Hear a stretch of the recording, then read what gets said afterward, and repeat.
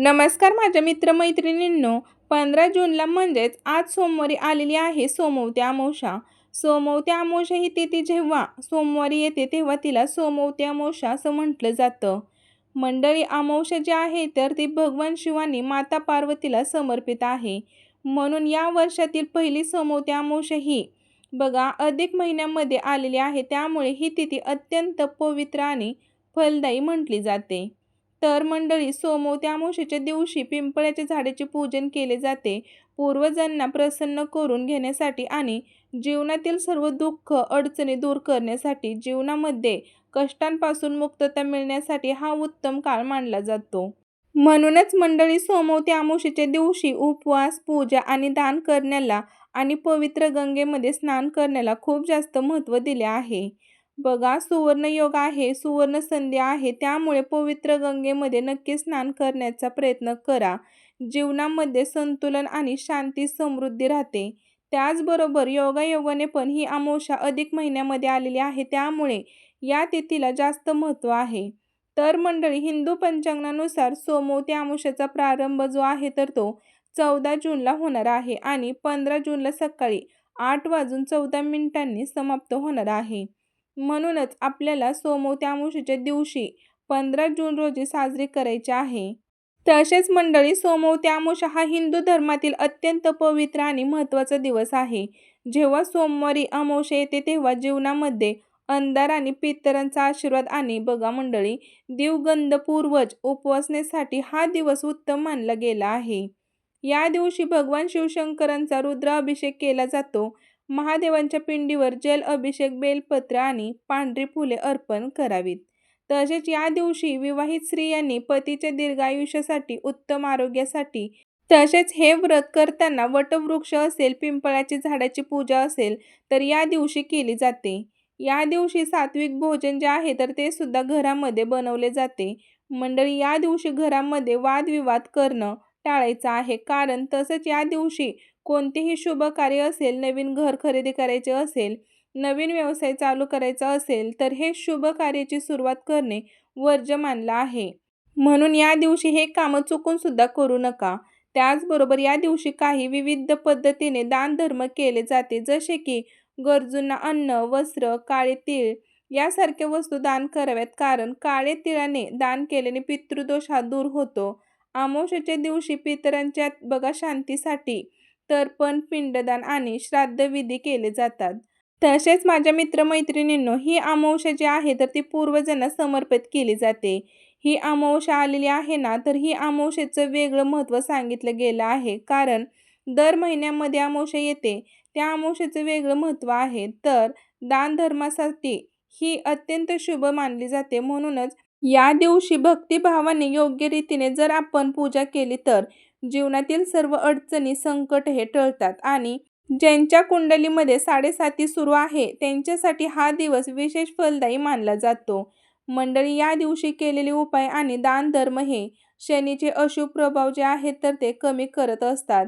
जीवनामध्ये सुख, शांती आणि समृद्धीचे मार्ग मोकळे करत असतात. त्याचबरोबर ही पूर्वजांच्या शांतीसाठी आणि त्यांचा आशीर्वाद संपूर्ण कुटुंबावर राहण्यासाठी हा विधी म्हणजेच तर्पण, पिंडदान यासारखे महत्त्वाचे विधी करतात. म्हणून धार्मिक दृष्टिकोनातून हा अतिशय शुभ दिवस असल्यामुळे मंडळी, आज या व्हिडिओमध्ये मी तुम्हाला अत्यंत प्रभावी एक असा उपाय सांगणार आहे, जो सोमवती अमावस्येच्या दिवशी तुम्हाला करायचा आहे. बघा मंडळी, तुम्ही उपवास नाही केला तरीही चालेल, पण या दिवशी आईने आपल्या मुलावरून अशी वस्तू उतरून टाकायची आहे. ही वस्तू उतरून टाकल्याने अचानक संकट मुलावर येणार नाही. मुलाचे सर्व दोष, दुःख हे दूर होतील आणि विघ्न नावालाही येणार नाही. त्यांच्या जीवनामध्ये मुलांच्या प्रत्येक क्षेत्रामध्ये भरभरून प्रगती होईल आणि मुलांच्या व्यवसायात किंवा नोकरीमध्ये भरभरून यश मिळेल. तसेच मुलांवर कोणतेही वाईट संकट येणार नाही. म्हणूनच आपल्याला या दिवशी असा एक अत्यंत प्रभावी उपाय करायचा आहे.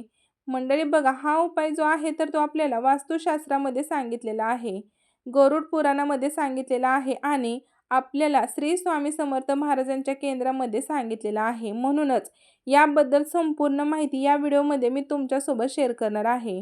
मंडळी, हा व्हिडिओ कुठेही स्किप न करता शेवटपर्यंत नक्की पहा आणि अजूनही आपल्या चॅनेलला तुम्ही सबस्क्राईब केलं नसेल तर सबस्क्राईब करून बेल आयकॉनलाही प्रेस करा, म्हणजे जेव्हा कधी मी नवीन व्हिडिओ अपलोड करेल त्याचं नोटिफिकेशन सर्वात अगोदर तुम्हाला भेटेल आणि तुम्ही एकही व्हिडिओ मिस करणार नाही. मंडळी, त्याचबरोबर व्हिडिओमध्ये श्री स्वामी समर्थ हा मंत्र लिहायला अजिबात विसरू नका.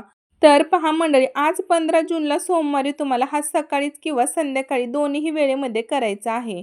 मंडळी, आज सोमवारी सोमवती अमावस्येच्या दिवशी करायचं आहे. तर बघा, घरामध्ये जी आई आहे तर आपल्या आईने आपल्या मुलाचे संगोपन करत असते.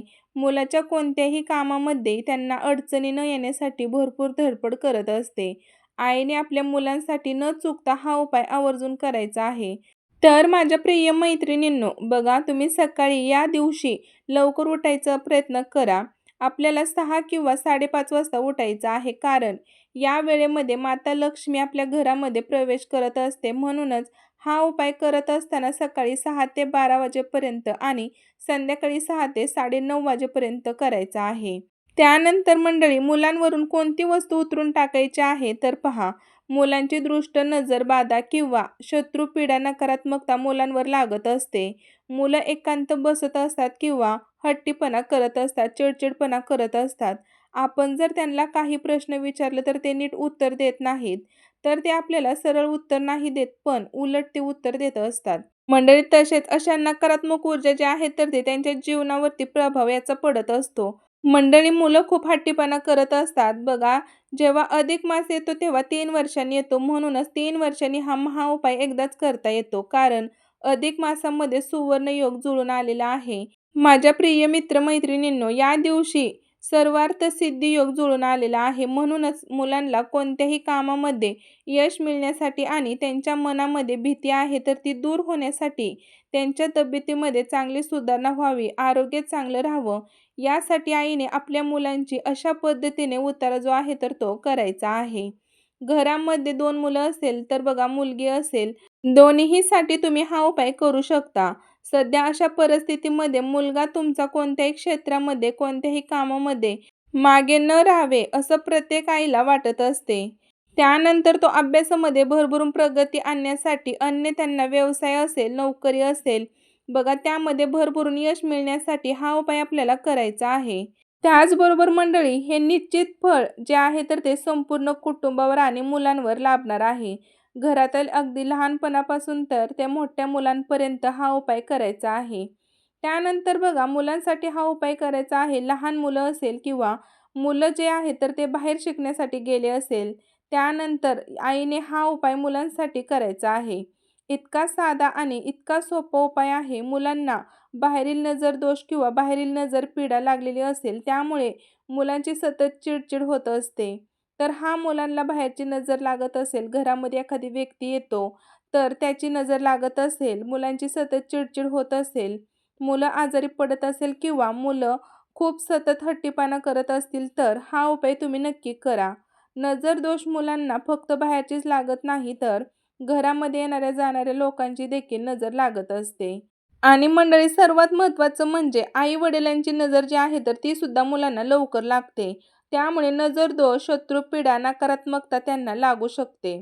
म्हणूनच सतत चिडचिडपणा करत असतात. म्हणून नजर दोष हा जो आहे तर तो आपल्याला लहान मुलांपासून ते मुलगी असेल, मुलगा असेल, तिलाही लागत असेल. म्हणूनच मंडळी, या व्हिडिओमध्ये मी तुम्हाला असे 2 उपाय सांगणार आहे. तर त्यातील एक उपाय आहे मंडळी, बघा, तुम्ही दिवसभरामध्ये करायचा आहे आणि दुसरा उपाय जो आहे तर तो प्रदोष काळामध्ये करायचा आहे. बघा, 12 वाजेपर्यंत एक उपाय करायचा आहे आणि एक संध्याकाळी करायचा आहे. तर या दिवशी लवकर उठायचं आहे. अंघोळीच्या पाण्यामध्ये काळे तीळ टाकून अंघोळ करायची आहे आणि नंतर पिवळ्या लाल रंगाचे कपडे आपल्याला परिधान करायचे आहेत. चुकून सुद्धा या दिवशी निळ्या किंवा काळ्या रंगाचे कपडे घालू नका. सर्वात प्रथम तुम्हाला काय करायचं आहे मंडळी, एका वाटीमध्ये ज्या मी तुम्हाला वस्तू सांगणार आहे तर त्या वस्तू आपल्याला घ्यायच्या आहेत. ते म्हणजे यामध्ये आपल्याला पहिल्यांदा तांदूळ घ्यायचा आहे. वाटीभर आपल्याला तांदूळ घ्यायचा आहे आणि तांदूळाचा भात मऊ शिजवून घ्यायचा आहे. त्यामध्ये मीठ न टाकता हा भात शिजवून घ्यायचा आहे आणि त्यानंतर एका द्रोणमध्ये किंवा केळीच्या पानावरती आपल्याला हा भात टाकायचा आहे आणि यानंतर 2 थेंब तूप टाकायचे आहेत. मोहरीचे तेल असेल तर भातावर टाकायचं आहे आणि त्यानंतर 1 चमचा दही टाकायचा आहे. आणि मंडळी त्यानंतर तुम्हाला मुलांना आपल्याला बघा दक्षिण दिशेला तोंड करून बसवायचं आहे आणि मुलांच्या अंगावरून जसं आपण नारळ फिरवतो अगदी त्याचप्रमाणे मुलांवरून गोलाकारामध्ये हे जे ताट आहे तर ते द्रोण जे आहे तर ते आपल्याला फिरवायचं आहे. आणि यानंतर आपल्याला पिंपळाच्या झाडाखाली किंवा आपल्या दक्षिण दिशेला जिथे कावळे येतात तर तिथे आपल्याला टाकायचं आहे, ठेवायचं आहे. मंडळी हा अमावस्येच्या दिवशी सकाळी बघा 12 वाजेपर्यंत हा उपाय करायचा आहे. त्यानंतर ताटामध्ये आपल्याला दुसरा उपाय करायचा आहे. त्यानंतर मंडळी दुसरा उपाय करण्यासाठी संध्याकाळी काही वस्तू घ्यायच्या आहेत. त्यामध्ये सर्वात प्रथम बघा काळा बिबा आहे तर तो घ्यायचा आहे. काळा हा बिबा जो असतो तर तो नकारात्मक शत्रू आणि त्रास, इडापिडा या सर्व समस्या दूर करण्यासाठी जो आहे तर तो वापरला जातो. मंडळी तो बिबा घेतला जातो. त्यानंतर आपल्याला यामध्ये लाल मिरच्या घ्यायच्या आहेत. त्यामुळे दृष्ट जे आहे तर ते निघून जाते, नजरबाधा होत नाही. यासाठी आपल्याला लाल मिरच्या घ्यायच्या आहेत. तिसरी गोष्ट आहे बघा तुरटीचा खडा. मंडळी अशा 3 वस्तू आपल्याला घ्यायच्या आहेत. त्यानंतर मुलांना दक्षिण दिशेला तोंड येणार नाही असं पूर्व किंवा उत्तर दिशेला तोंड येईल असे बसवायचे आहे. आणि त्यानंतर गोल आकारामध्ये आपल्याला हे जे 3 वस्तू आहेत हातामध्ये घेऊन आपल्याला मुलांवरून उतरून घ्यायचं आहे 7 वेळा. त्यानंतर एक कापुराचं भांडं घ्यायचं आहे. कापुराच्या भांड्यामध्ये आपल्याला 5 कापुराच्या वड्या टाकायच्या आहेत, प्रज्वलित करायच्या आहेत. त्यानंतर मंडळी मुख्य उंबरठ्यावर जो आपण बिबा घेतलेला आहे तर ते आपल्याला फोडायचं आहे उजव्या साईडला. आणि नंतर बघा मंडळी त्यानंतर कापुराच्या भांड्यामध्ये टाकायचं आहे. मिरच्या ज्या आहेत तर त्या उतरून घेतलेल्या आहेत तर त्यासुद्धा टाकायच्या आहेत. आणि बघा तुरटीचा जो खडा आहे तर ती तुरटीसुद्धा आपल्याला कापुरामध्ये टाकायची आहे. मंडळी असे केल्याने आपण जेव्हा उतरून टाकतो तेव्हा मुलांचे शरीर आणि मन हे शुद्ध राहते. त्यांच्या मनामध्ये नकारात्मक भाव येत नाहीत, संकट येत नाहीत आणि तो विचार चांगला करायला लागतो. आणि बघा मंडळी बाहेरची नजरबाधासुद्धा त्याला लागत नाही. तर पहा मंडळी नकारात्मक ऊर्जा जी आहे तर ती बाहेरची शत्रुपीडा बघा शत्रुबाधा जी शत्रुपीडा आहे तर ती सुद्धा निघून जाते. नकारात्मक ऊर्जा ही मुलांमध्ये संचार करत नाही. तर अशा पॉझिटिव्ह एनर्जी त्यांच्या मनामध्ये साठवत असते. म्हणूनच आवर्जून असा उपाय केल्यानंतर ज्या कापुरासोबत जाळलेल्या ज्या वस्तू आहेत तर त्या आपल्याला डस्टबिनमध्ये टाकून द्यायच्या आहेत किंवा कोणाच्या तरी पायाखाली येईल त्याला ओलांडली जाईल अशा पद्धतीने टाकू नका. तर माझ्या मित्रमैत्रिणींनो ही अत्यंत महत्त्वाची माहिती मला तुमच्यापर्यंत पोहोचवायची होती. जर तुम्हाला व्हिडिओ मनापासून आवडला असेल तर एक लाईक करून चॅनलला नक्की सबस्क्राईब करा. भेटू पुन्हा नवीन अशाच एका व्हिडिओमध्ये. तोपर्यंत सर्वांना श्री स्वामी समर्थ. जय जय स्वामी समर्थ.